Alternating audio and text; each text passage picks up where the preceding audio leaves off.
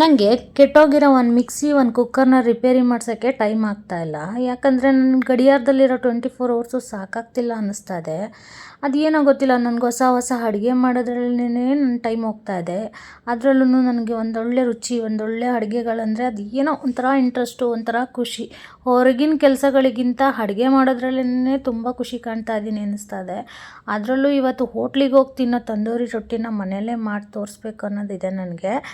ಅದನ್ನು ಹೇಗೆ ಮಾಡೋದು ಅಂತ ಹೇಳ್ತೀನಿ. ಮೊದಲಿಗೆ ಒಂದು ಬೌಲ್ ತೊಗೊಂಡು ಅದಕ್ಕೆ ಸ್ವಲ್ಪ ಮೈದಾ ಹಿಟ್ಟನ್ನ ಹಾಕ್ಕೊಳ್ಳಿ. ನಿಮ್ಗೆ ಎಷ್ಟು ಬೇಕೋ ಅಷ್ಟು, ಒಂದು ಅರ್ಧ ಕೆ ಜಿ ಅಷ್ಟು. ನಾನು ಒಂದು ಅರ್ಧ ಕೆ ಜಿಗಿಂತ ಕಮ್ಮಿನೇ ತೊಗೊಂಡಿದ್ದೀನಿ.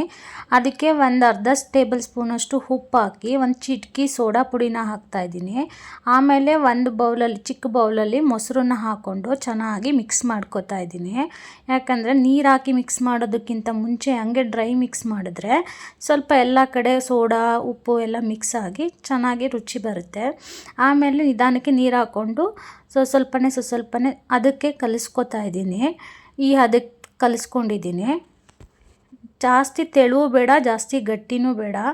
ನೋಡಿ, ಅದಕ್ಕಿದ್ರೆ ಸಾಕು. ಯಾಕಂದರೆ ನಾವು ಪೂರಿಗಾದರೆ ಸ್ವಲ್ಪ ತೆಳುವಾದರೂ ನಡೆಯುತ್ತೆ, ಹೋಳಿಗೆಗಾದರೆ ತುಂಬ ಮೃದುವಾದರೂ ನಡೆಯುತ್ತೆ. ಬಟ್ ಇದು ರೋಟಿಗೆ ಅನಿಸಿದ್ರೆ ಸ್ವಲ್ಪ ಇದೇ ಕನ್ಸಿಸ್ಟೆನ್ಸಿಲಿ ಬೇಕು. ಮತ್ತು ರೋಟಿ ಜೊತೆ ಒಂದು ರೈಸ್ ಐಟಮ್ ಬೇಕಂತ ಅನ್ನಿಸ್ದಾಗ ಗೀ ರೈಸ್ ತೊಗೊಳೋದು ಕಾಮನ್ನು ನಾವು ಹೋಟೆಲ್ಗಳಿಗೆ ಹೋದಾಗ. ಅದಕ್ಕೆ ಗೀ ರೈಸು ಕೂಡ ಮಾಡಿದ್ದೀನಿ.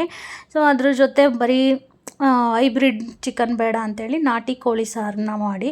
ಯಾಕಂದರೆ ನಮ್ಮ ನೇಟಿವ್ ಬಂದ್ಬಿಟ್ಟು ನಾನ್ ವೆಜ್ಗೆ ಬ್ರ್ಯಾಂಡ್ ಅಂಬಾಸಿಡರ್ ಇದ್ದಂಗೆ. ನನಗೆ ಚಿಕನ್ ಸಾಂಬಾರು, ನಾನ್ ವೆಜ್ಗಳು ಬರ್ತೇನೆ ಬಂದಿದೆ ಅಂತ ಅನಿಸುತ್ತೆ. ಸೊ ಇದ್ರ ಜೊತೆ ತಂದೂರಿ ಜೊತೆ ಕಾಜು ಕರಿ, ಪನ್ನೀರು ಈ ಥರಕ್ಕಿಂತ ಒಂದು ನಾಟಿ ಚಿಕನ್ ಇರಲಿ ಅಂತ ಹೇಳ್ಬಿಟ್ಟು ಮಾಡಿದ್ದೀನಿ. ಇವತ್ತು ಮಧ್ಯಾಹ್ನ ಊಟಕ್ಕೆ ಅದೇ ಬೆಂದಿದೆ ಚೆನ್ನಾಗಿ. ನಂತರ ನಾನು ಕಲಸಿಟ್ಟಿದ್ದ ಮೈದಾ 2 ಅವರ್ ರೆಸ್ಟ್ ಆಗಲಿ ಅಂತ ಇಟ್ಟಿದ್ದೆ. ಅದು ಚೆನ್ನಾಗಿ ಹದ ಬಂದಿದೆ ಇವಾಗ ರೋಟಿ ಮಾಡೋಕ್ಕೆ.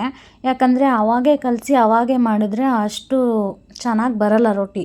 ಒಂದು 2 ಅವರ್ 3 ಅವರ್ ರೆಸ್ಟಲ್ಲಿಟ್ಟರೆ ಚೆನ್ನಾಗಿರುತ್ತೆ. ನಂತರ ಅದನ್ನು ಉಂಡೆಗಳು ಮಾಡಿಕೊಂಡು ಅದ್ರ ಮೇಲೆ ಸ್ವಲ್ಪ ಹಿಟ್ಟನ್ನ ಉದುರಿಸಿ ಇಡ್ತಾಯಿದ್ದೀನಿ. ಒಂದು 5 ನಿಮಿಷ ಹಾಗೆ ಇಟ್ಟು ಅದಾದಮೇಲೆ ಒಂದೊಂದೇ ಉಂಡೆಗಳನ್ನ ತೊಗೊಂಡು ಸ್ವಲ್ಪ ಹಿಟ್ಟು ಹಾಕಿ ಲಟ್ಟಿಸ್ಕೋಬೇಕು.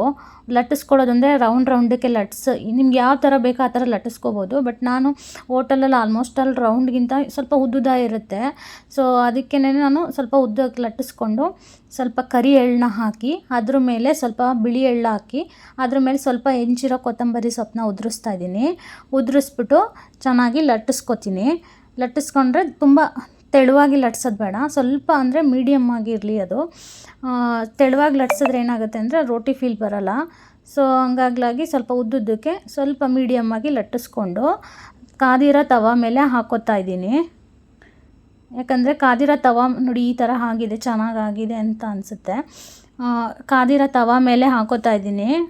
ಕಾದಿರೋ ತವ ಮೇಲೆ ಹಾಕ್ಕೊಂಡು 2 ಸೈಡು ಅಂದರೆ ಚೆನ್ನಾಗಿ ಬೇಯಿಸ್ಕೊಳ್ಳೋದು ಬೇಡ, ಸ್ವಲ್ಪ ಬೆಚ್ಚಗಾದರೆ ಹಸಿ ಸ್ಮೆಲ್ ಹೋದರೆ ಸಾಕೋದು. ತುಂಬ ತವ ಮೇಲೇ ಬೇಯಿಸಿದ್ರೆ ಚಪಾತಿ ಸಿಸ್ಟಮ್ ಆಗಿಬಿಡುತ್ತೆ, ಇಲ್ಲ ಪರೋಟ ಸಿಸ್ಟಮ್ ಆಗಿಬಿಡುತ್ತೆ. ಸೊ ರೋಟಿ ಫೀಲ್ ಬರಬೇಕು ಅಂತ ಅಂದರೆ ಅದು ಯಾವಾಗೂ ಬೆಂಕಿಲಿನೇ ಬೇಯಬೇಕು. ತವ ಮೇಲಿಗಿಂತ ಬೆಂಕಿಲಿ ಬೆಂದ್ರೇ ತುಂಬ ಟೇಸ್ಟ್ ಅನ್ಸೋದು ಡೈರೆಕ್ಟು. ಸೊ ಅದಕ್ಕಾಗಿಯೇ ಒಂದು ಆ ಕಡೆ ಈ ಕಡೆ ಸ್ವಲ್ಪನೇ ಡೀಪಾಗಿ ಏನು ಬೇಯಿಸೋದು ಬೇಡ.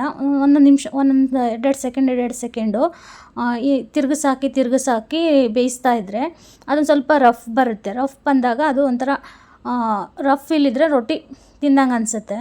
ಈ ಥರ ತಂದೂರಿ ರೋಟಿ ಮಾಡೋದಂದರೆ ಎಷ್ಟೋ ಜನಕ್ಕೆ ಹೋಟ್ಲಲ್ಲಿ ಬಿಟ್ಟರೆ ಮನೇಲಿ ಮಾಡೋದು ತುಂಬ ಕಷ್ಟದ ಪ್ರೊಸೀಜರು. ನಮ್ಗೆ ಮಾಡೋಕ್ಕಾಗಲ್ಲ. ಹೋಟ್ಲಲ್ಲೇ ಒಂದಷ್ಟು ಐಟಮ್ಗಳು ಮಾಡೋಕ್ಕಾಗೋದು. ನಮ್ಮ ಮನೆಗಳಲ್ಲಿ ಈ ಥರದ್ದೆಲ್ಲ ಮಾಡೋಕ್ಕೆ ಸಾಧ್ಯನೇ ಇಲ್ಲ. ಅಯ್ಯೋ ನಮ್ಗೆ ಬರೋದಿಲ್ಲ, ನಮ್ಗೆ ಈ ಥರದ್ದೆಲ್ಲ ನಮ್ಗೆ ಗೊತ್ತಿಲ್ಲ ಅನ್ನೋ ಫೀಲ್ ಇರುತ್ತೆ. ಆ ಥರ ಏನಿಲ್ಲ, ಚಪಾತಿ ಮಾಡಿದಷ್ಟೇ ಈಸಿ ಇದೆ. ಅದ್ರ ಮೇಲೆ ನಾನು ಬೆಣ್ಣೆ ಹಾಕೋತಾ ಇಲ್ಲ. ಯಾಕಂದರೆ ನನ್ನ ಮಕ್ಕಳಿಗೆ ತುಪ್ಪ ಅಂದರೆ ಇಷ್ಟ. ಬೆಣ್ಣೆ ಬದಲು ಬೆಣ್ಣೆ ಹಾಕ್ಕೊಂಡ್ರೆ ಬಟ್ರ್ ನಾನ್ ಆಗುತ್ತೆ, ಓಕೆ. ಬಟ್ ನಾನು ತುಪ್ಪ ಹಾಕೋತಾ ಇದ್ದೀನಿ. ನೀವು ಬೇಕಂದರೆ ನೀವು ಬೆಣ್ಣೆ ಹಾಕೋಬೋದು. ನನಗೆ ಬೇಕಂತ ತುಪ್ಪ ಹಾಕೋತಾ ಇದ್ದೀನಿ ನಾನು.